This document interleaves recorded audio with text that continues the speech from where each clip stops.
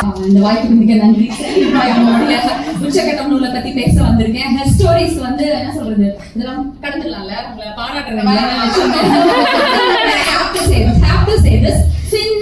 பண்ணிட்டு இருக்காங்க. அதாவது ஒரு பதிப்பகம் அப்படின்னா பெண்களுக்கான பதிப்பகம், பெண்ணியத்தை பேசுற பதிப்பகம் அப்படிங்கிறது மட்டும் இல்லாம ஆங்கில நூல்கள் வெளியிட்டாங்க.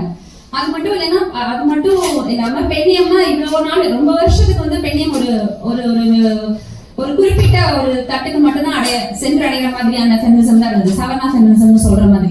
ஆனா ஹெர் ஸ்டோரிஸ் வந்து முன்வைக்கிற நூல்கள் வந்து ஒரு இன்டர்செக்ஷனல் ஃபெமினிசம்னு சொல்லக்கூடிய அளவுக்கு, ஆனா அதுவுமே பேரளவுல தான் இருக்கு. பட் அது உச்சக்கட்டம் நூல் இருக்கும் நான் எதிர்பார்க்கவே இல்லை. அது இருந்தது big hats off to my readers. எனக்கு ரொம்ப பிடிச்சிருந்தது. Enjoy reading. அது படிக்கும் அந்த பெண்கள் எல்லா விஷயத்தையும் இப்படி நடிக்க ஆரம்பிச்சா இது என்ன ஆகுது நமக்கு. அப்புறம் லாஸ்ட் வந்து என்னன்னா, உச்சக்கட்டம் வந்து தன்னிச்சையான உச்சக்கட்டம் கூட பெண்களுக்கு நடக்கும் அப்படின்னு சொல்லி நிறைய புது தகவல்கள் அதான் சொன்னேன் இல்லையா, நிறைய புது தகவல்கள். அப்புறம் செக்ஸ் வந்து பெண்களுக்கு சில சமயம் மன அழுத்தம் ஏற்படும். அது வந்து உடனே அவங்க, அதாவது சில சமயம் எல்லாமே நல்லா இருந்தா கூட அவங்களுக்கு வந்து வச்சுக்க முடியாம ஒரு மன அழுத்தம் வரும், கண்டதை சிந்திக்கிறது. இது மாதிரி பெண்களுக்கு நடந்திருந்தா அதை பத்தி கவலைப்படாதுன்னா இட்ஸ் குவைட் நார்மல். கார்டிசால் அப்படிங்கிற ஒரு ஹார்மோன் சொல்றது அதனால அப்படின்னு சொல்றாங்க. அதுக்கு ஆண்கள் எப்படி ரெமெடி பண்ணலாம் அப்படின்றதையும் சொல்றாங்க. ஸோ ஆண்கள் கண்டிப்பா புக்கை படிக்கணும். அப்புறம் இன்னொன்று பாடி லாங்குவேஜ் ஒரு சாப்டர் இருந்தது, செம்ம கீழ்மா சாப்டர். அந்த ஒரு சாப்டருக்காகவே சுவாரஸ்யமான சாப்டர் முழுசா கிளம்பி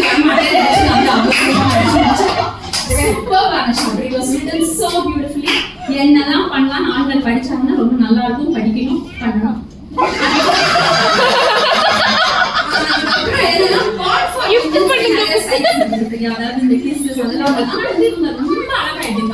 ஆண்களுக்குமே படிச்சா என்னென்ன பண்ணுவோம்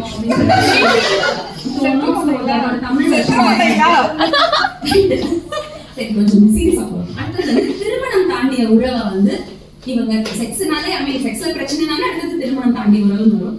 ஆனா இவங்க திருமணம் தாண்டிய உறவு அணுகிறது வந்து ரொம்ப வித்தியாசமா இருந்தது. இது வரைக்கும் பார்க்காத மாதிரி எல்லாருமே மொராலிட்டி பத்தி பேசுவாங்க, ஒழுக்க ரீதியா பேசுவாங்க, பிரச்சனைகள் வரது பேசுவாங்க, பெண்களையே குற்றப்படுத்தி பேசுவாங்க, குழந்தைகளை பத்தி பேசுவாங்க. குழந்தைகளுக்கு என்ன பிரச்சனை, திருமணம் தாண்டின உறவு, அதை பத்தி எல்லாம் பேசியிருக்காங்க. இல்லைன்னு சொல்ல, அதெல்லாம் கணக்குல எடுத்திருக்காங்க, இல்லைன்னு சொல்லல.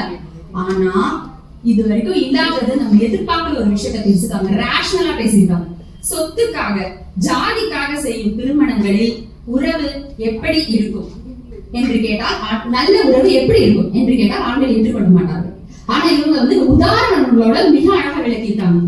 இதுல வந்து ரெண்டுத்தையுமே சொல்லியிருக்காங்க. ஒரு ஆண் திருமண உறவை தாண்டி வேற உறவை வச்சுக்கிற ஒரு சிச்சுவேஷன் விளக்கியிருக்காங்க. அதுல அந்த ஆண் ஏன் அப்படி பண்றான், அப்ப வந்து ஃபுல்லா ஆணையும் குற்றம் சொல்லுது, அந்த பெண் மேல இருக்கிற குற்றம் சொல்றது. தாழ்வு மனப்பான்மை உள்ள ஆள், மிகவும் ஒரு அழகான பணக்கார பெண்ணா இருக்கா, அவ ரொம்ப கர்வத்தோட நடந்துக்கிறா. அதனால வந்து அந்த ஆண் வந்து வேற ஒரு உறவை தேடி போறான். அதுக்கு வந்து அழகா சொல்றான், கிளி மாதிரி ஒரு பொண்ணு இருந்தாலும் பொண்ணு இருந்தாலும் எனக்கு குறை மாதிரி ஒரு பப்பாட்டின்னு சொல்றதுக்கு ஏற்ற மாதிரி அந்த விஷயம் நடந்தது. அதுல வந்து அவன் அழகா சொல்றாங்க. எனக்கு அவனுடைய வேர்ட் யூசேஜ் ரொம்ப பிடிச்சிருந்தது. என்ன அப்படின்னா, அவன் முழுக்க அந்த இன்னொரு பெண்ணை வந்து நேசிக்கிறாங்களா போடுறாங்க, ரேஷனல் தான். அந்த பெண்ணை வந்து தன் உணர்வுகளுக்காக சார்ந்திருக்கிறாங்க. இதுல இன்னொரு முக்கியமான விஷயம், ஒரு மித்து இருக்கு இல்லையா, பெண்களுக்கு தான் வந்து செக்ஸ் வந்து உணர்வு ரீதியா தேவைப்படுது, ஆண்களுக்கு வந்து ஜஸ்ட் அப்படி அது யதார்த்த ரீதியில் அப்படி இருந்தா கூட உண்மையிலேயே நல்ல உறவு என்பதோ திருமணம் தாண்டிய உறவை ஆணும் பெண்ணும் தேர்வு செய்யறது வந்து அவங்களுக்கு உணர்வு ரீதியான சப்போர்ட் வந்து மேரேஜ்ல கிடைக்காததுனாலதான் அப்படிங்கறது வந்து அவங்க அழகா சொல்லியிருக்காங்க. இந்த இடத்துல ஆண் போறதும் அதனாலதான் உணர்வு ரீதியா இஸ் வெரி வெரி ஃபீலிங், அவனுக்கு வந்து என்ன சொல்றது ரொம்ப லோவா ஃபீல் பண்றான். அந்த இன்னொரு பொண்ணு வந்து வேலை செய்யற பொண்ணு, சமையல் வெளியூர்ல தங்கி இருக்கும் போது அங்க சமையல் செய்ய வர ஒரு பொண்ணோட அந்த உறவு ஏற்படுத்தி இந்த பெண்ணால தாக்க முடியாது. எந்த விதத்திலயும் அழகுலயோ பணத்திலயோ என்னோட குறைச்சலா இருக்கிற ஏழை அவங்க கிட்ட போறோம் அப்படிங்கிறப்போ அது ஒரு காரணமா சொல்றாங்க. ஆனா அந்த பெண்ணையே குற்றமும் சொல்லல, அந்த ஆணை குற்றம் சொல்றாங்க. அந்த பொண்ணு கிட்ட வந்து காதலாடையும் நேசத்தோடையும் ஒரு அனுசரணையா பேசுனது மாதிரி சொந்த பொண்டாட்டி கிட்ட பேசல, இன்ஃபீரியாரிட்டி காம்ப்ளெக்ஸோட. சோ அதை வந்து தீர்த்து வச்சிருக்காங்க. அடுத்தது திருமணம் தாண்டிய உறவை என்ன, சொந்த பொண்டாட்டி கிட்டே ஒழுங்கா பேசவும் பெண்கள் வந்து தாண்டி போற 3 விஷயம் இருக்காங்க. இதை நான் ஃபுல்லா சொன்ன நேரம் ஆகும். ஆனா வந்து that was the brilliant of all chapters. Vani, Padma, Bhargavi 3 real characters எடுக்கிறாங்க. அதுல வாணி போன 3 பேருமே வேற, அது சொல்லிட்டா உங்களுக்கு 3 பேருமே வேற வேற சூழலை சேர்ந்தவங்க. 3 பேருக்குமே வந்து அவங்க திருமணம் தாண்டி திருமணம் தாண்டி வேற ஒரு உறவை தேர்ந்தெடுக்கிறதுக்கான காரணம் வேறையா இருக்கு. அந்த பார்ட்னர்ஸும் வேற மாதிரி ஆட்களா இருக்காங்க. ஆனா காரணம் வந்து அடிப்படை காரணம் பாத்தீங்கன்னா செக்ஸ். அடிப்படை காரணம் பாத்தீங்கன்னா பாலியல் இதுல வந்து அவங்க உணர்வு திருப்தி அடையாததுதான். அது உடல் சம்பந்தமா மட்டும் இல்ல, உணர்வு சம்பந்தமா இருக்கு அப்படிங்கிறதுதான். அப்புறம் இன்னொரு விஷயம் அழகா சொல்றாங்க, இந்த திருமணம் தாண்டி நாடாம தவறான வழிகளுக்கு போயிட்டு அதுக்கப்புறமா காலம்புற ரிக்ரெட் பண்ணாதீங்கன்னு சொல்றாங்க. அது ரொம்ப முக்கியமான பாயிண்ட் நான் நினைச்சேன். அதுக்கப்புறம் சயின்டிபிக்கா பெண்ணோட orgasm, G spot, A spot, face இதை பத்தி சயின்டிபிக்கா சொல்றாங்க நிறைய விஷயங்கள். That is a very important chapter. அப்புறம் பெண்கள் உடல் உறவை தவிர்க்கும் காரணங்கள்னு ஒரு சாப்டர் இருக்கு. அது ரொம்ப ரொம்ப முக்கியம். அதுல வந்து பல கேள்விகள் அடுக்குறாங்க. அதெல்லாம் கேட்டோம்னு வச்சுக்கோங்களேன், ஆண்களுக்கு தலையே சுத்திடுச்சுன்ற மாதிரி தோணும். எதனால தவிர்க்கிறாங்க அப்படின்னு பாத்தீங்கன்னா அவங்க பல காரணங்களை சொல்றாங்க. பெண்கள் தலைவலின்னு சொல்லுவாங்க. பட் அது வந்து என்னன்னா அதுல நிறைய பிரச்சனை இருக்கு. அப்ப வந்து ஆண்கள் வந்து உடல் உறவுக்கு வந்து நிறைய நேரம் செலவழிக்க வேண்டியிருக்கு. அதாவது நாள் பூரா எலி மூலியமா சண்டை போட்டுட்டு பெண்ணுடைய உணர்வுகளை புரிஞ்சுக்காம நைட்டு மட்டும் சந்தோஷமா இருக்கணும்னா அது வந்து முடியவே முடியாது. சோ ஆண்கள் வந்து நிறைய புரிஞ்சுட்டு ஆண்கள் தான் பண்ண வேண்டியிருக்கு, ஆண்களுக்கு தான் செய்ய வேண்டிய வேலைகள் நிறைய இருக்கு அப்படிங்கறத சொல்றாங்க. அப்புறம் அதுக்கு நான் சில டிப்ஸ் எல்லாம் சொல்லி இந்த மாதிரி பண்ணுங்க, அந்த மாதிரி எல்லாம் பண்ணுங்க அப்படின்னு சொல்லிட்டு இதுக்கெல்லாம் நிறைய நேரம் ஆகுமே அப்படின்னு கேட்டா அந்த நேரத்துல இரவுல என்ன ட்ரெயினியா பிடிக்க சோ அத பண்ணேன். அப்புறம் நிழலும் உண்மையும் சொல்லி நான் முன்னாடியே சொன்னேன் இல்லையா, அந்த சினிமா என்கிற பிம்பம் வந்து எவ்வளவு தூரம் வந்து வக்கரிக்க வச்சிருக்கு அப்படின்ட்டு அதுக்கு ஒரு இது சொல்லியிருக்காங்க. நிறுத்த போறேன். இதெல்லாம் அநியாயம்.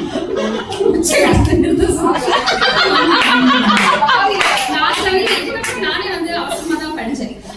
ஒரே ஒரு சரி அப்ப விட்டுடுங்க. மத்தபடி இன்னொரு மேக்ஸிமம் பத்தி பேசுறாங்க, பேசாத விஷயங்களே இல்ல. பால் புதுமையினர் அந்த ஃபயர் பத்தியும் பேசுறாங்க. ஃபயர்ல வந்துட்டு ஃபயர் படம் வந்து ஆண்களுக்கு பிடிக்காதது காரணமே அது அவங்களோட ஈகோ டச் பண்ணுச்சு அப்படிங்கறதுதான். அதெல்லாம் அவங்க அழகா பேசிட்டாங்க. இதுக்கு முன்னாடி அவங்க பேசுவாங்க எல்லாத்தையுமே வந்து செக்ஸா தான் பாக்குறாங்க, கிடையாது உணர்வு ரீதியான தேவைக்காக தான் அவங்க போயிருக்காங்கன்னு. எனக்கு ஒரே ஒரு விஷயம் தான், திருமணத்தை வச்சுட்டே பேசுறேன். திருமணம் வந்து நார்மலைஸ்டான ஒரு உறவா வச்சுதான் நீங்க வந்து ஃபுல் புக்கே எழுதிக்கிறீங்க. திருமணம் என்கிற பந்தம் அவ்வளவு அவசியமா அப்படின்ற ஒரு சாப்டர் கூட நீங்க எழுதிருக்கீங்க.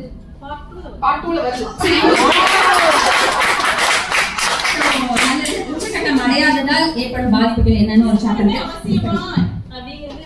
உச்சக்கட்டமே திருமணமே அவசியமா. ஓ அப்படியே Thank you. ஃபர்ஸ்ட் எல்லாத்தையுமே மறந்துட்டேன். இந்த வாய்ப்பு மிக்க நன்றி. உச்சக்கட்டம் நூலை பத்தி பேச வந்திருக்கேன். இந்த ஸ்டோரிஸ் வந்து என்ன சொல்றது, இதெல்லாம் கடந்துடலாம்ல,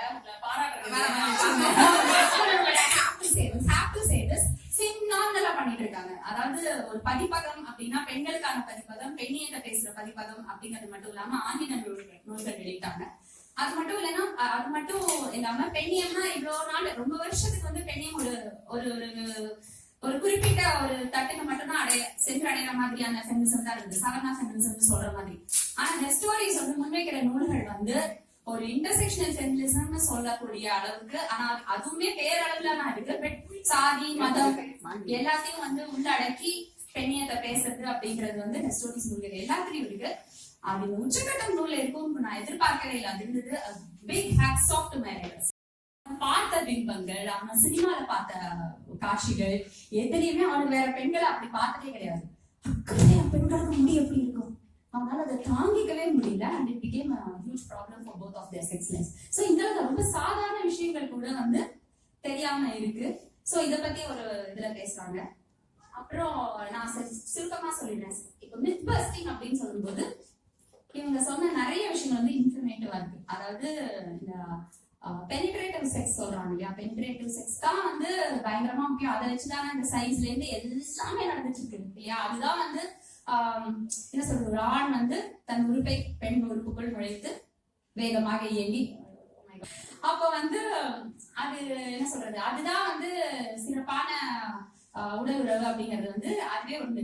ஒன்லி 18% 18% பெண்கள் தான் உலகெங்கிலும் வந்து இதனால மகிழ்ச்சியே அடையறாங்க அப்படிங்கறதெல்லாம் வந்து நமக்கு ரொம்ப புதுமையான விஷயமா இருக்கு. இந்த மாதிரி அவ்வளோ ஒரு இன்ஃபர்மேட்டிவ் எனக்கே படிக்க வந்து எனக்கு ரொம்ப யூஸ்ஃபுல்லா இருக்கு. உச்சக்கட்டம் ரொம்ப ஷார்ட் பீரியடுக்கு தான் இருக்கும்னு நினைக்கிறேன்.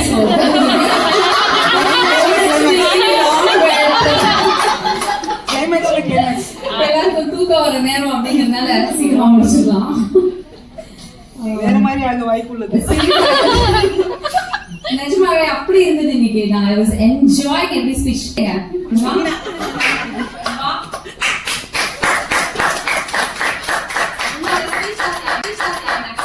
இந்த வாய்ப்புக்கு மிக நன்றி. உச்சக்கட்டம் நூலை பத்தி பேச வந்திருக்கேன். ஹெர் ஸ்டோரிஸ் வந்து என்ன சொல்றது, இதெல்லாம் கடந்துடலாம்ல, உங்களை பாராட்டுறேன். பண்ணிட்டு இருக்காங்க. அதாவது ஒரு பதிப்பகம் அப்படின்னா பெண்களுக்கான பதிப்பகம், பெண்ணியத்தை பேசுற பதிப்பகம் அப்படிங்கிறது மட்டும் இல்லாம ஆங்கில நூல்கள் வெளியிட்டாங்க. அந்த ஸ்டோரிஸ் வந்து முன்வைக்கிற நூல்கள் வந்து ஒரு இன்டர்செக்ஷனல் ஃபெமினிசம்னு சொல்லக்கூடிய அளவுக்கு, ஆனா அதுவுமே பேரளவுல தான் இருக்கு. அது உச்சக்கட்ட நூல் இருக்கும் நான் எதிர்பார்க்கவே இல்லை. அது இருந்தது big hats off to my readers. எனக்கு ரொம்ப பிடிச்சிருந்தது. Enjoyed reading your book. பெண்ணோட ஆர்டிசம், G spot, A spot, face, இதை பத்திலாம் சயின்டிஃபிக்கா சொல்றாங்க நிறைய விஷயங்கள். That is a very important chapter. அப்புறம் பெண்கள் உடல் உறவினை தவிர்க்கும் காரணங்கள்னு ஒரு சாப்டர் இருக்கு. அது ரொம்ப ரொம்ப முக்கியம். அதுல வந்து பல கேள்விகள் அடிக்கிறாங்க.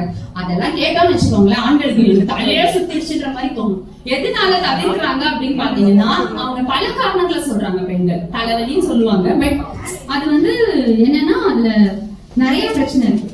அப்ப வந்து ஆண்கள் வந்து உடல் உறவுக்கு வந்து நிறைய நேரம் செலவழிக்க வேண்டியிருக்கு. அதாவது நாள் பூரா எலி மூலியமா சண்டை போட்டுட்டு பெண்ணுடைய உணர்வுகளை புரிஞ்சுக்காம நைட்டு மட்டும் சந்தோஷமா இருக்கணும்னா அது வந்து முடியவே முடியாது. சோ ஆண்கள் வந்து நிறைய புரிஞ்சுட்டு ஆண்கள் தான் பண்ண வேண்டியது, ஆண்கள் தான் செய்ய வேண்டிய வேலைகள் நிறைய இருக்கு அப்படிங்கறத சொல்றாங்க. அப்புறம் அதுக்கு நான் சில டிப்ஸ் எல்லாம் சொல்லி இந்த மாதிரி பண்ணுங்க, அந்த மாதிரி எல்லாம் பண்ணுங்க அப்படின்னு சொல்லி, இதுக்கெல்லாம் நிறைய நேரம் ஆகுமே அப்படின்னு கேட்டா, அந்த நேரத்துல இரவுல என்ன ட்ரெயினியா பிடிக்க சோ அத பண்ணேன். அப்புறம் நிழலும் உண்மைன்னு சொல்லி நான் முன்னாடியே சொன்னேன், அந்த சினிமா என்கிற பிம்பம் வந்து எவ்வளவு தூரம் வந்து வக்கரிக்க வச்சிருக்கு அப்படின்ட்டு. அதுக்கு ஒரு இது சொல்லியிருக்காங்க. அதான் நிறுத்த போறேன். இதெல்லாம் அநியாயம்.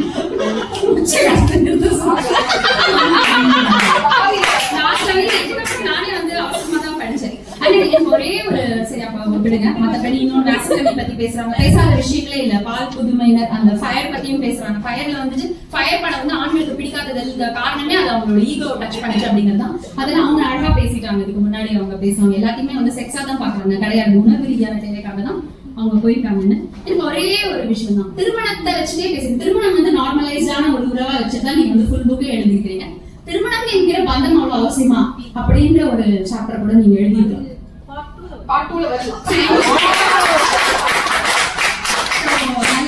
உச்சக்கட்டம் ரொம்ப ஷார்ட் பீரியடுக்கு தான் இருக்கும்னு நினைக்கிறேன்.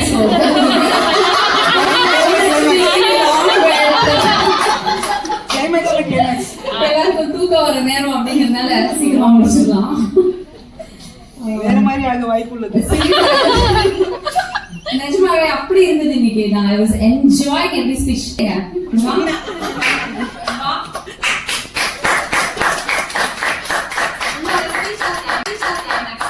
இந்த வாய்ப்புக்கு மிக நன்றி. உச்சக்கட்டம் நூலை பத்தி பேச வந்திருக்கேன். ஹெர் ஸ்டோரிஸ் வந்து என்ன சொல்றது, இதெல்லாம் கடந்துடலாம்ல, உங்களை பாராட்டுறேன். பண்ணிட்டு இருக்காங்க. அதாவது ஒரு பதிப்பகம் அப்படின்னா பெண்களுக்கான பதிப்பகம், பெண்ணியத்தை பேசுற பதிப்பகம் அப்படிங்கிறது மட்டும் இல்லாம ஆங்கில நூல்கள் வெளியிட்டாங்க. அந்த ஸ்டோரிஸ் வந்து முன்வைக்கிற நூல்கள் வந்து ஒரு இன்டர்செக்ஷனல் ஃபெமினிசம்னு சொல்லக்கூடிய அளவுக்கு, ஆனா அதுவுமே பேரளவுல தான் இருக்கு. அது உச்சக்கட்ட நூல் இருக்கும் நான் எதிர்பார்க்கவே இல்லை. அது இருந்தது big hats off to my readers. எனக்கு ரொம்ப பிடிச்சிருந்தது. Enjoyed reading your book. ஆங்கில நூல்கள் வெளியிட்டாங்க. அந்த ஸ்டோரிஸ் வந்து முன்வைக்கிற நூல்கள் வந்து ஒரு இன்டர்செக்ஷனல் ஃபெமினிசம்னு சொல்லக்கூடிய அளவுக்கு, ஆனா அதுவுமே பேரளவுல தான் இருக்கு. அது உச்சக்கட்ட நூல் இருக்கும் நான் எதிர்பார்க்கவே இல்லை. அது இருந்தது big hats off to my readers. எனக்கு ரொம்ப பிடிச்சிருந்தது. Enjoyed reading your book. ஆங்கில நூல்கள் வெளியிட்டாங்க. அந்த ஸ்டோரிஸ் வந்து முன்வைக்கிற நூல்கள் வந்து ஒரு இன்டர்செக்ஷனல் ஃபெமினிசம்னு சொல்லக்கூடிய அளவுக்கு, ஆனா அதுவுமே பேரளவுல தான் இருக்கு. அது உச்சக்கட்ட நூல் இருக்கும் நான் எதிர்பார்க்கவே இல்லை. அது இருந்தது big hats off to my readers. எனக்கு ரொம்ப பிடிச்சிருந்தது. Enjoyed reading your book.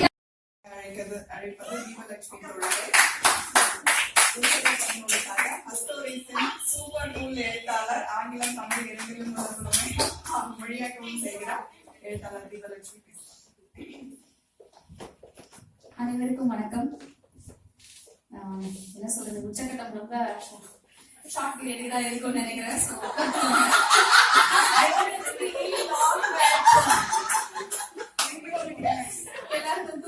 நேரம் அப்படிங்கிறதுனால சீக்கிரமா முடிச்சிடலாம். வேற மாதிரி ஆக வாய்ப்பு உள்ளது. நிஜமாவே அப்படி இருந்தது இன்னைக்கு. நான் I was enjoying every speech. என்னன்னா 8வது படிக்கும் அந்த கடைக்கு வரேன். நான் எங்க அம்மா கிட்ட போய் கேக்குறேன், என்னன்னா என்ன தவிர கிளாஸ்ல எல்லாருமே ஏஜ் ஸ்பெண்ட் பண்ணாங்க. சரியா? ஏன் ஒண்ணு தெரியாது. 8வதுல நான் எவ்வளவு பேக்கா இருந்திருக்கேன்னு பாருங்க. எங்க அம்மா கிட்ட போய் கேக்குறேன். எங்க அம்மாக்கு அப்ப என்ன வயசு? சின்ன வயசுலாம் கிடையாது, அது 60 வயசு. எனக்கு சமக்கம் வந்துச்சு. அதாவது பெண்களுக்கு வந்து இங்க செக்ஸ் எஜுகேஷனே எவ்வளவு இல்ல, சுத்தமா இல்ல. நான் போய் கேக்குறேன், ஏஜ் அட்டெண்ட் பண்றதுன்னா என்னமா அப்படின்னு. எங்க அம்மா என்ன சொல்லிச்சு தெரியுமா? ஒரு வாந்தி வரும்.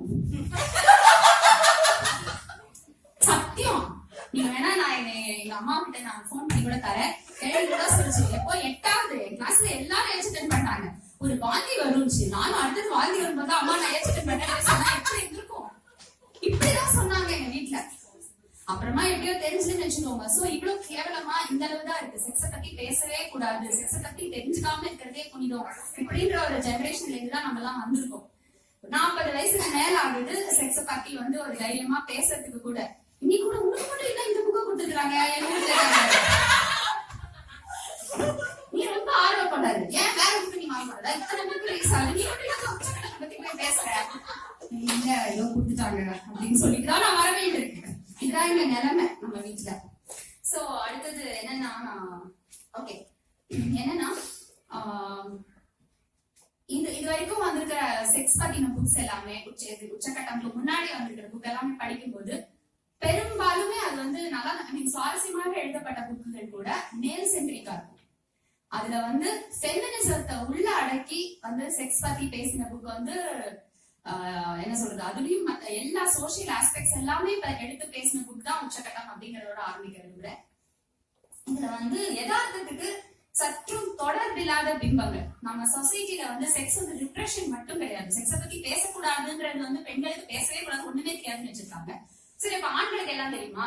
அவங்களுக்கு எல்லாம் தெரியுமா செக்ஸ பத்தி? அவங்க டீனேஜ்ல இருந்தே வந்து பான் மூவிஸ் பாக்குறாங்க, என்னென்னமோ பண்றாங்க. அவங்களுக்கு எல்லாம் தெரியுமானா அதுவும் சித்த ஜீரோ. அதுக்கு ஒரு மண்ணாங்கட்டி இருக்கு. ஏன்னா அதுங்க வந்து இந்த மாதிரி ஒரு என்ன சொல்றாங்க, அவங்களுக்கு ஆக்சஸ் இருக்கே ஒழிய அவங்களுக்கு கிடைச்சிருக்கிற பிம்பங்கள் பூரா மித்ஸ், எல்லாமே தப்பு, ஒண்ணுமே தெரியாது. அப்ப வந்து இங்க எவ்வளவு மோசமான சூழல் இருக்கு அப்படிங்கிறது நான் எனக்கு வந்து ஒரு பிளாக்ல வந்து ஒரு படித்த ஒரு கதை ஞாபகம் வருது. யாரும் என்னது ஞாபகம் வருது. காதலித்து 8 வருஷம் காதலித்து ஒரு ஆணும் பெண்ணும் கல்யாணம் பண்ணிட்டு முதல் இரவு அறைக்குள்ள போறாங்க. 5 நிமிஷத்துல வந்து அந்த ஆண் வந்து ஒரு மாதிரி முகம் சுழிச்சு எரிச்சலோட வெளியில வரான். 5 நிமிஷத்துல போய் 5 நிமிஷத்துல அவனுக்கு முகம் சுழிக்கிற அளவுக்கு என்ன நடந்திருக்கும்?